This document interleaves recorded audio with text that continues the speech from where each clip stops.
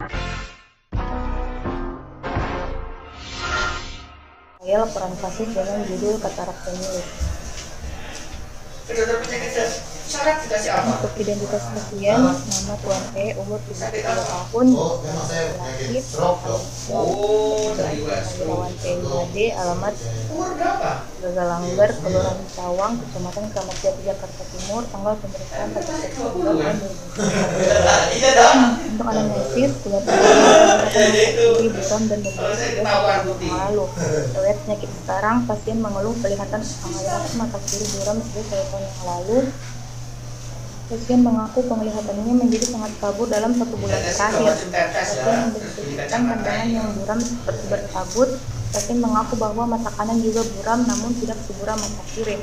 Tidak ada faktor yang memperburuk atau memperburuk gejala tersebut. Keluhan pasien tidak disertai dengan mata merah ataupun melihat pasien menjelaskan menggunakan kacamata untuk membaca. Pasien menggunakan kacamata baca dengan ukuran garis positif 2,75 pada kedua lensa kacamatanya. Pasien mengaku tidak memiliki keluhan melihat seperti ada benda-benda berterbangan yang mengikuti arah gerak mata.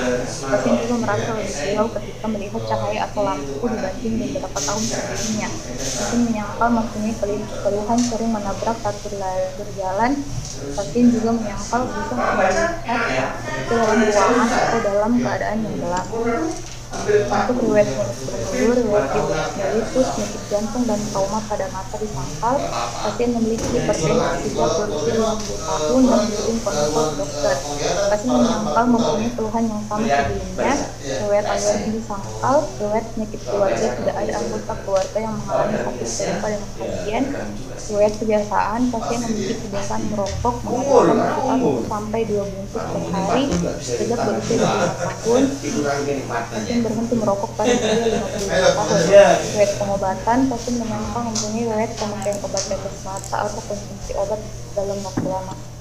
Pemeriksaan fisik, status generalis keadaan umum baik, kesadaran kompos mentis, tanda vital tekanan darah 140/80 mm air raksa, nadi 80 kali per menit, suhu afebris, potensi napas 16 kali per menit. Untuk pemeriksaan fisik, kepala leher normal total dan tidak mengalami pembesaran kelenjar getah bening. Untuk BHT, discharge tidak ada, defibrillatum tidak ada, epistaxis tidak ada, dan hemodinamik tidak ada. Untuk toraks, jantung regi 1-2 reguler, murmur tidak ada. Lalu paru, suara nafas, dasar vesikuler, ronsi dan breathing tidak ada. Ekstremitas, hangat, dan tidak ada, dan dasar nafas tidak ada. Abdomen, tembung, supel, nyeri tekan tidak ada, dan diagnosis positif. Untuk status oftalmologi, untuk pemeriksaan visus, tajam penglihatan pada okuli dextra 0,3 f dengan koreksi pinhole positif. Untuk okuli sinistra 1/60 dengan pinhole negatif. Koreksi lensa periskop 1 mengalami perbaikan menjadi 0,5 f. Untuk okuli sinistra tidak dapat dikoreksi. Adisi okuli dextra garis positif 2,75, okuli sinistra garis positif 2,75. Distansia pupil 60/50 mm. Untuk kacamata lama garis positif 2,00, adisi garis positif 2,75 untuk okuli dextra. Untuk okuli sinistra plano, lensa plano, dan adisi garis positif 2,75. Untuk posisi atau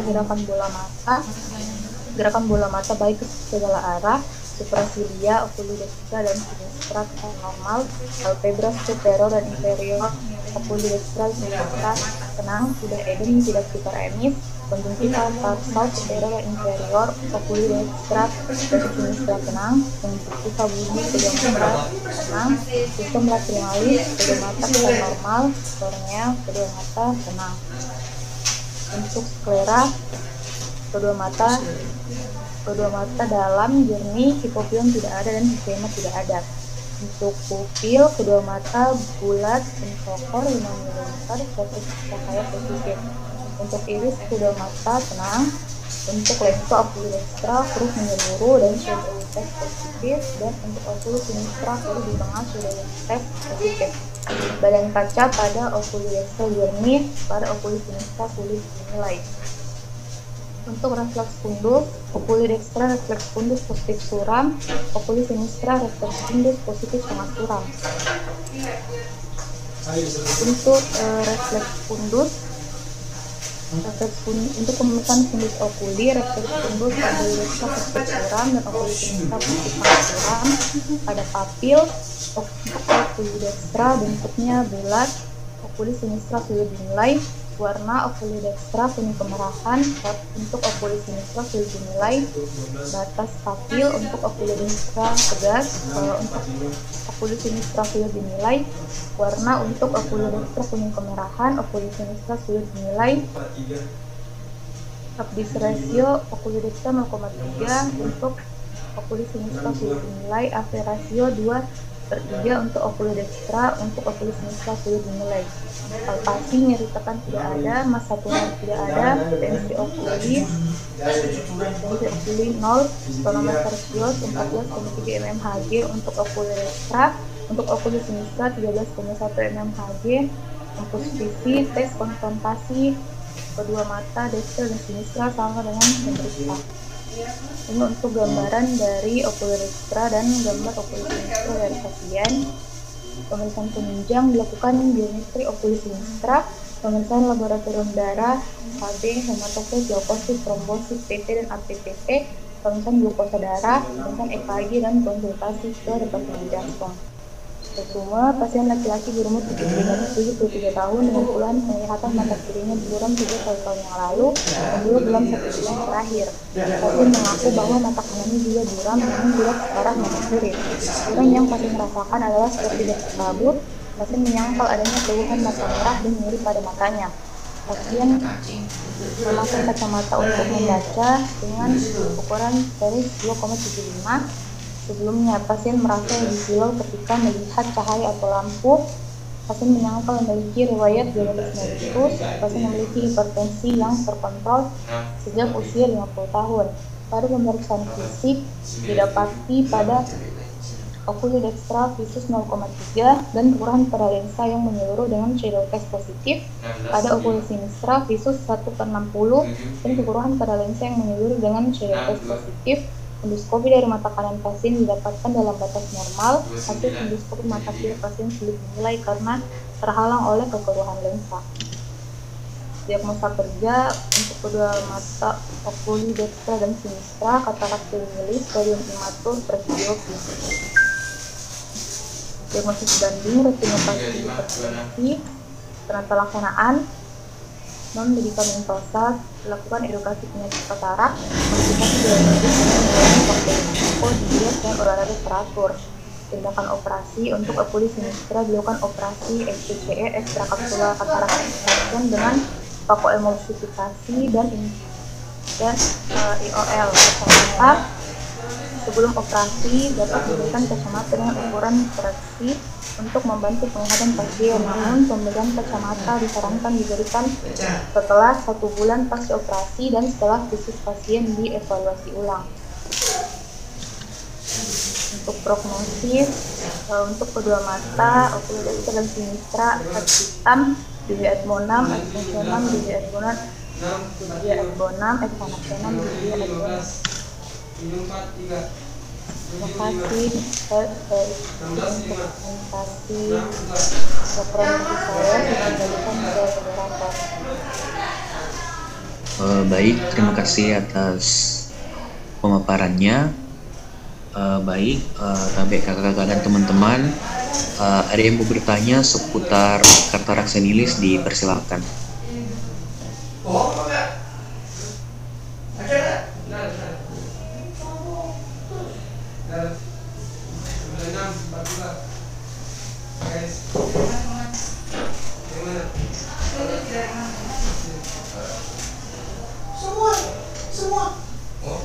Kalau misalnya belum ada yang mau bertanya, saya izin bertanya.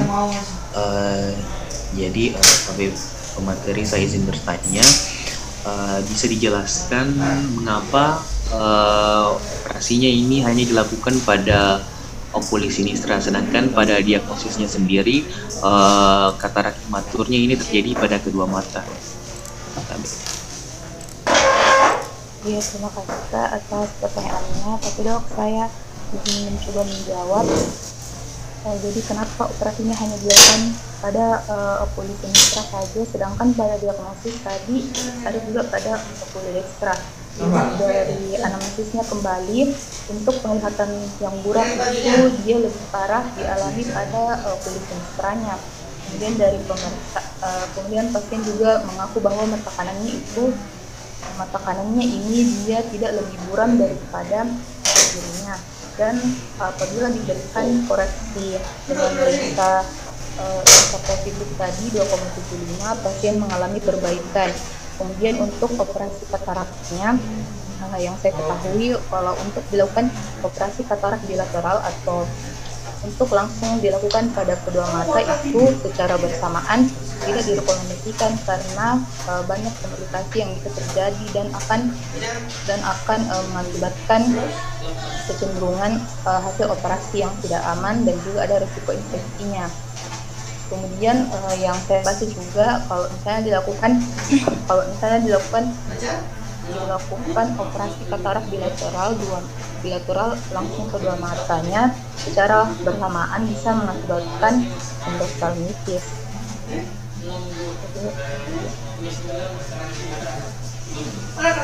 Baik, terima kasih atas jawabannya. Baik, dari kakak-kakak dan teman-teman, saya yang mau bertanya seputar katarak senilis, dipersilakan.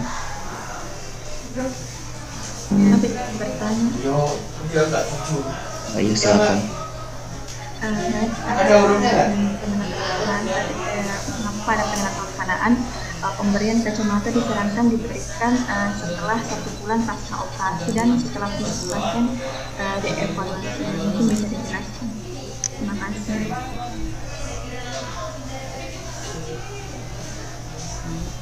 Pak, tapi dok saya izin menjawab.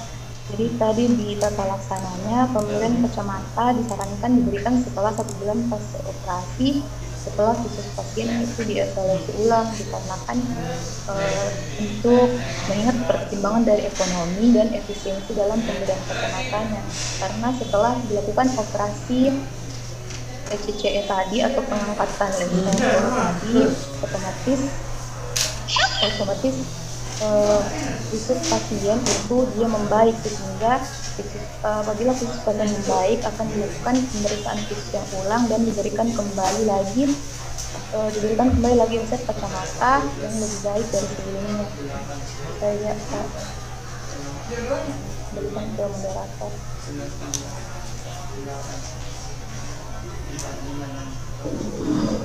Baik, terima kasih atas jawabannya. Pemateri, terlebih dari penanya bagaimana?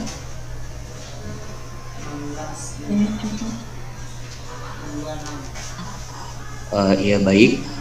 Baik, dari kakak-kakak dan teman-teman, apa ada yang mau bertanya lagi seputar katarak senilis, dipersilakan.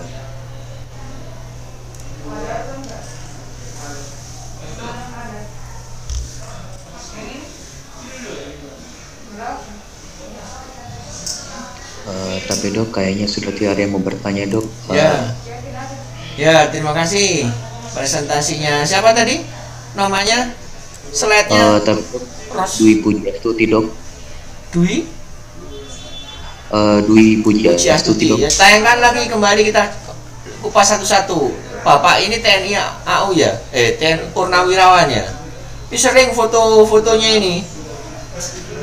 Foto Bapak ini sering tayang di koas-koas yang sebelumnya ya.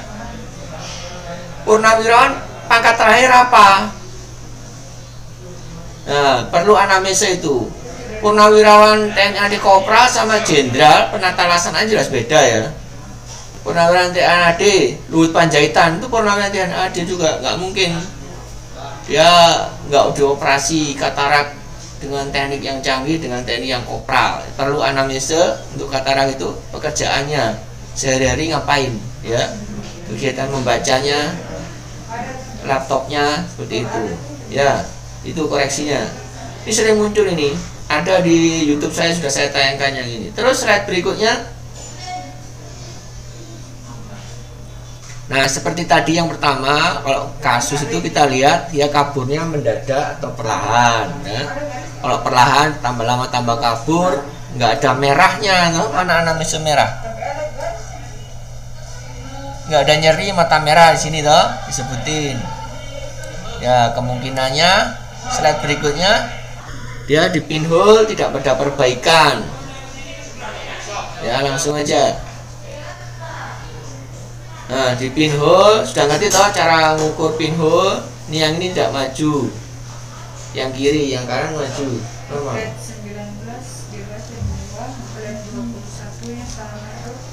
Bentar ya.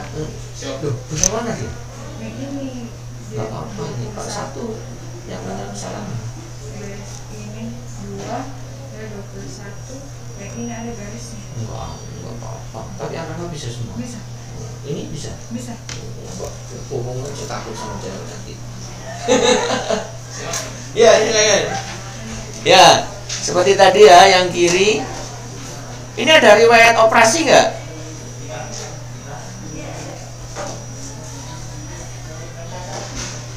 Ada riwayat operasi nggak ini? 12. Dilampirkan dok. Nggak kedengeran suaranya? 6. Tapi dok tidak dilampirkan dok. Ini kayaknya sebelumnya itu sudah dioperasi yang ini. Dari sebelum-sebelumnya, nggak apa-apa. Ini menunjukkan koreksinya bisa maju nih, pinhole positif maju, berarti yang ini nggak bisa. Terus slide berikutnya. 29. Tenang, nggak ada apa-apa. Terus slide berikutnya ini shadow test positif, kanan kiri bisa periksa shadow test nggak? Gimana caranya? Prinsipnya gimana periksa shadow test? Bisa diterangkan nggak Dwi Pujiastuti biar teman-teman yang lainnya tahu 8. cara memeriksa shadow test? Coba silakan. Tapi dok, kalau saya dok dia menggunakan 12. lus dan sensor, kemudian mata dilihat dari samping dengan sudut 45 derajat dok. Lihat apakah ada gambaran shadow atau seperti bayangan di sama matanya dok. 35 26. Udah ada. Garisnya ini. Gimana tadi? Iya dok, tapi dok setahu saya dok dia menggunakan loop dan sensor dok. Kemudian mata dilihat dari sudut 45 derajat dok. Dilihat di situ bagaimana lensanya, kalau misalnya ada gambaran shadow teknik positif dok. Yang kalau positif apa? Kalau negatif apa? Kalau positif dia katarak prematur dok. Kalau pada kasus ini yang kiri kelihatan apa enggak? Shadow testnya matur enggak? Iya dok, kalau di kasus ini dok untuk ocular kan shadow testnya positif dok. Mata kiri ini visunya tadi berapa? 1/60 dok. 1/60. Ini berarti positif. Berarti kataraknya Katarak prematur dok. imatur. Ya. Yang kiri apa bedanya dengan yang kanan? Kanan sama kiri bedanya apa? Fundus refleksnya. Fundus apa? Iris shadownya apa? Kok fundus refleks? Sama-sama shadow test. Sama-sama. Nanti ya udah nggak apa-apa, nanti lihat gambarnya. Ngerti ya semuanya ya.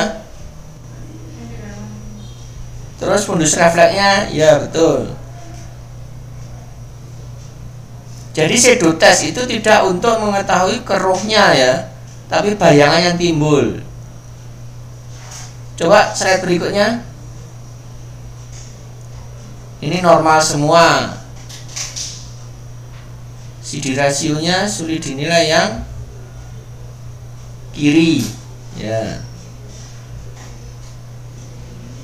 Kampus visi itu apa? Tapi dok pemeriksaan lapangan pandang dok. Terus kalau yang mata kiri sama dengan pemeriksa.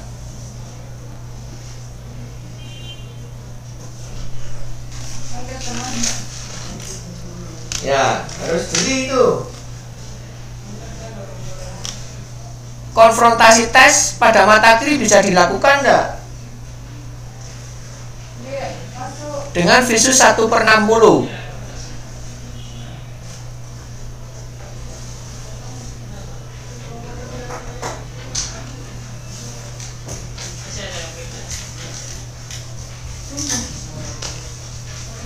Ada yang bisa jawab? 1/60 itu gimana? Dia bisa melihat jarak berapa? Hanya bisa melihat hitungan jari dok dan jarak 1 meter. Jadi jarak 1 meter ngelihat benda yang kamu fiksasi terus lihat kanan kiri jelas beda dengan pemeriksa. Karena dia tertutup katarak, tidak bisa dilakukan dengan tes konfrontasi tes dengan visus 1/60. Ya. Nah, jadi ini koasnya yang dari Padang ya, dari mana ini? Dari Jakarta ya. Ngarang-ngarang itu. Kalian kan bukan yang bikin. Apa kalian ganti? Sama Puji diganti nih. Kayaknya nggak ada itu yang slide yang contoh aslinya. Tes konfrontasi itu nggak ada. Oh no. Salah ya. Nggak bisa dinilai. Kundusnya aja nggak bisa. Apalagi konfrontasi tes.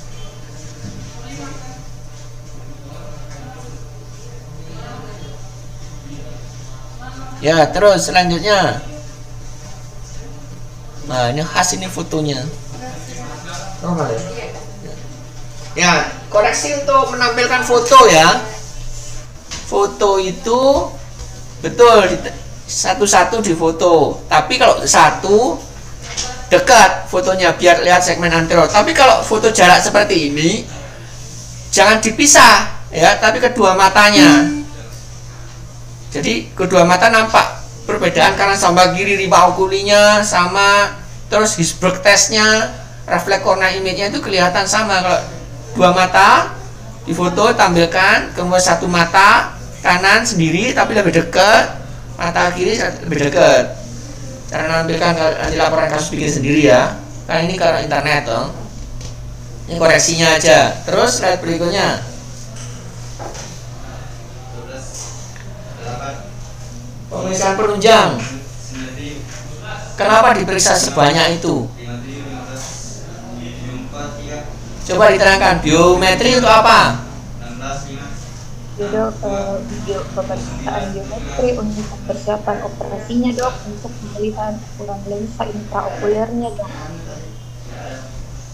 Kalau untuk pemeriksaan laboratoriumnya dok, untuk persiapan operasinya juga dok, menilai fungsi hemostatis pasien, untuk pemeriksaan gula darahnya dok, untuk dilihat apakah gula darahnya itu normal supaya operasinya ini tidak ada terjadi komplikasi, dan untuk pastikan bahwa pasien tidak ada diabetes mellitus dok. Kalau untuk pemeriksaan EKG dan konsultasi detak jantung, mau dilihat apakah ada kelainan irama atau fungsi jantung untuk persiapan pasien melakukan operasi. Oh, untuk persiapan operasi. Memang kalau gula darahnya 200 nggak boleh operasi. Kalau EKG-nya OMI nggak boleh operasi. Sampai HB berapa nggak boleh operasi. Sampai gula darah berapa nggak boleh operasi.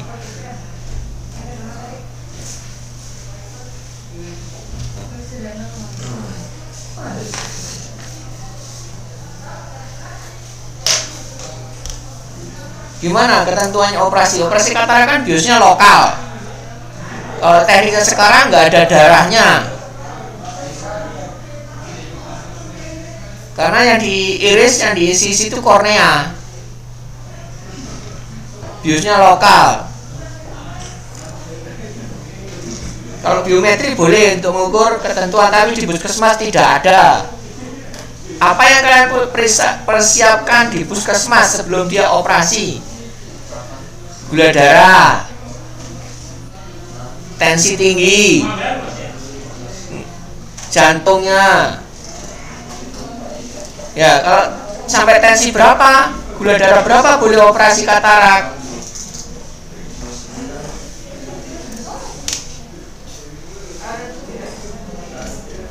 Gimana Dewi Pujiastuti atau teman yang lain bisa jawab, bantu. Tapi dok, mungkin lebih baik kalau untuk glukosa darah dan tensinya lebih baik normal belum melakukan operasi.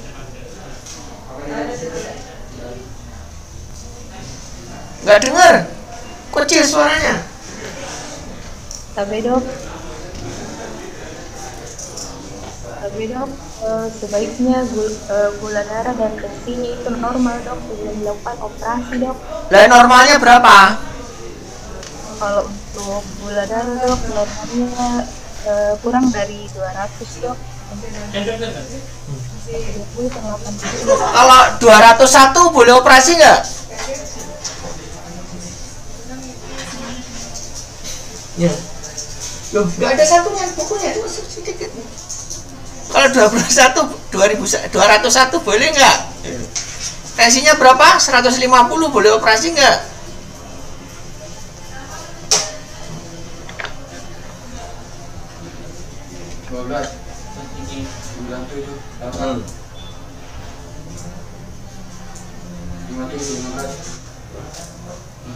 Ya, jadi nanti baca lagi ya.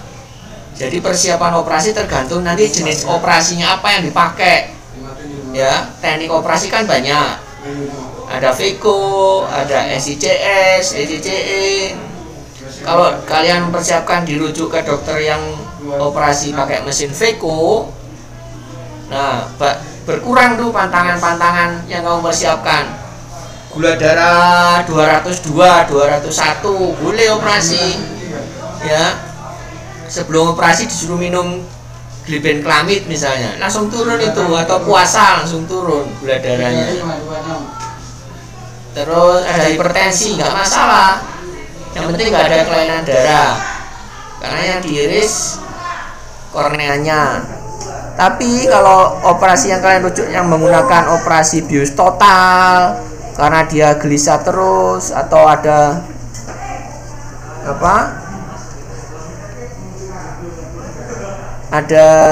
gangguan jantung dengan bius total, dengan operasi itu nggak bisa, ya harus lebih intensif. Yang kalian persiapkan apalagi tadi yang kurang ini?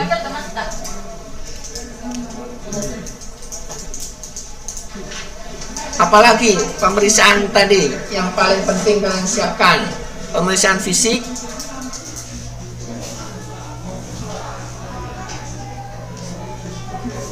penyakit yang lain, misalnya ada glaukoma sekunder, kalian periksa dengan TiO, tonometer kalian harus wajib bisa, tonometer shot ya, itu lebih penting daripada tekanan darah tingginya. Kalau itu tinggi nggak boleh dioperasi katarak, ya bisa pecah itu bola matanya. Ya, jadi dipersiapkan cek gula darah, hipertensi, kamu persiapkan, kamu tanya dulu mau dioperasi di dokter siapa, di rumah sakit mana, fasilitasnya apa. Ya, kalau ada VECO berarti nggak begitu banyak, nggak perlu diperiksa semuanya, cukup tensi sama gula darah, tekanan intraokuli cukup dikirim, normal kirim. Ya, nanti lihat di YouTube saya itu ada banyak permasalahan yang khusus katarak ya, ada itu nanti dilihat. Slide berikutnya coba.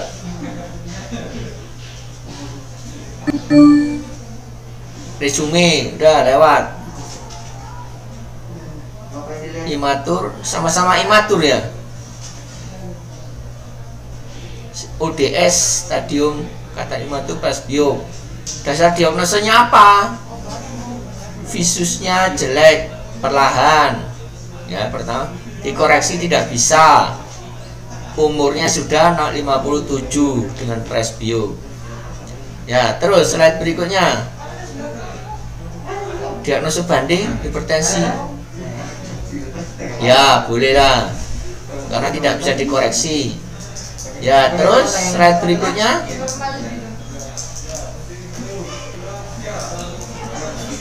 Tadi pertanyaan pertama apa? Kenapa nggak dioperasi ya? Yang kanan, kiri. Iya dok. Terus edukasinya ya. Ya karena tergantung pekerjaannya dia. Dia terganggu nggak? Kapan dioperasi toh? Kalau dia seorang pengangguran, nggak ada kerjaan, ya dioperasi.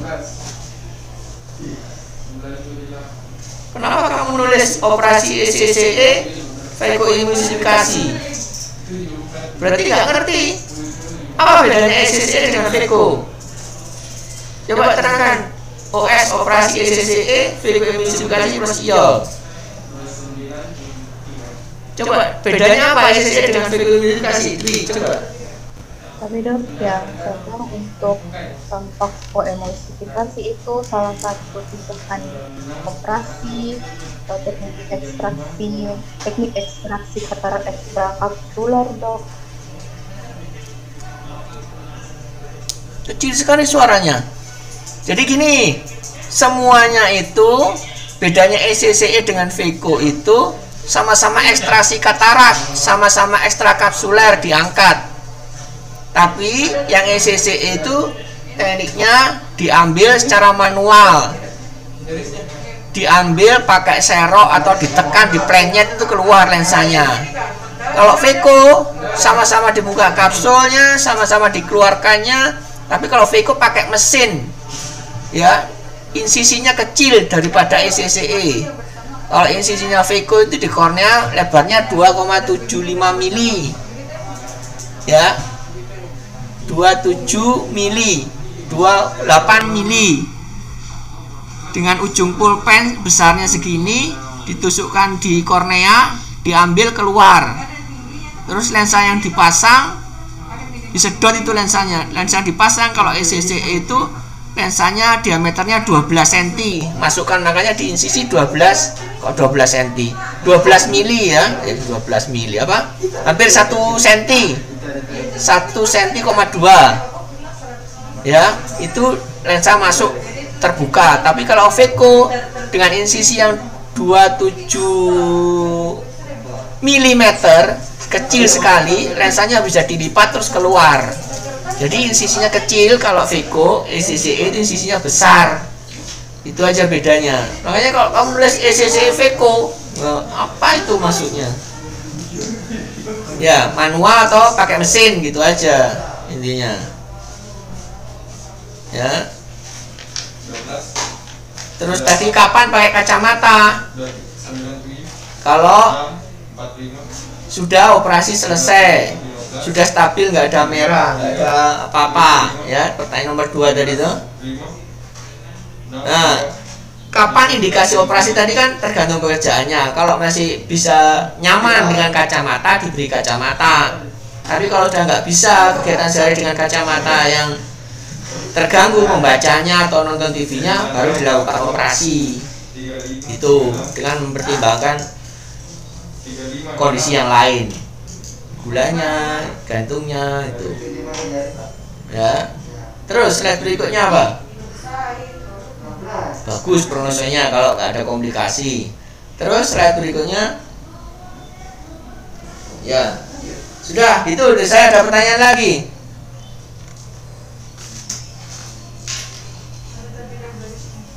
Kalau nggak ada, lanjut berikutnya.